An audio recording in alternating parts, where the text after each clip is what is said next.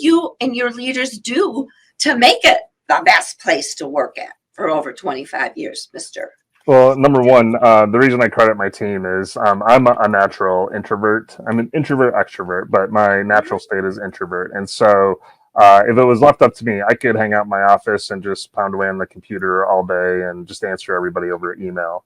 But the team here at the chamber really pushes the culture forward, and it's through thoughtful conversations and an intent to want to do better and to be better and to be a great place to work, that they really drive all of those decisions. And it certainly pushed me out of my comfort zone. And I've been here for 25 years because I've had great mentors. I've had great people to work with. The leadership here aspires to do better, to be better, and to be a leader. And that makes it really fun to be here.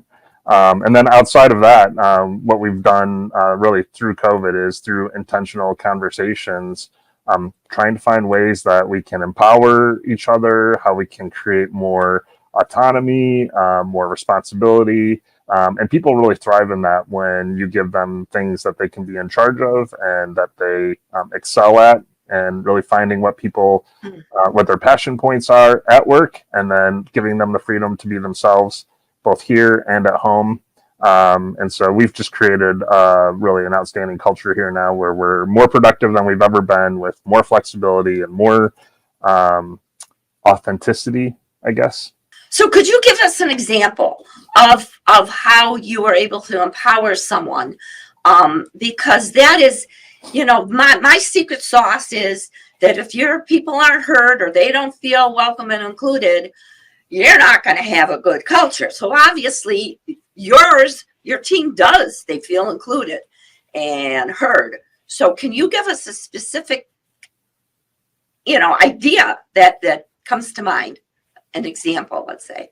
Sure. So, first was you have to serve the organization. So we worked through a process called the Entrepreneurial Operating System, EOS.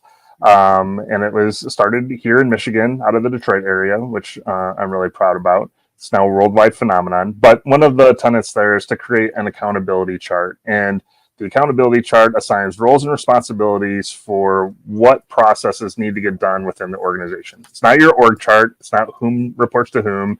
It's what needs to get done and in what order and how. And once we figured those things out, then, you talk to your staff and you tell them this is what the job is. This is what the role is. This is what you're responsible for, accountable to. Do you get it? Do you want it? And do you have capacity to do it? And if you say no to any of those things, that's fine. It's not an indictment against you about whether or not you're a good person. It just means that you don't fit that particular seat.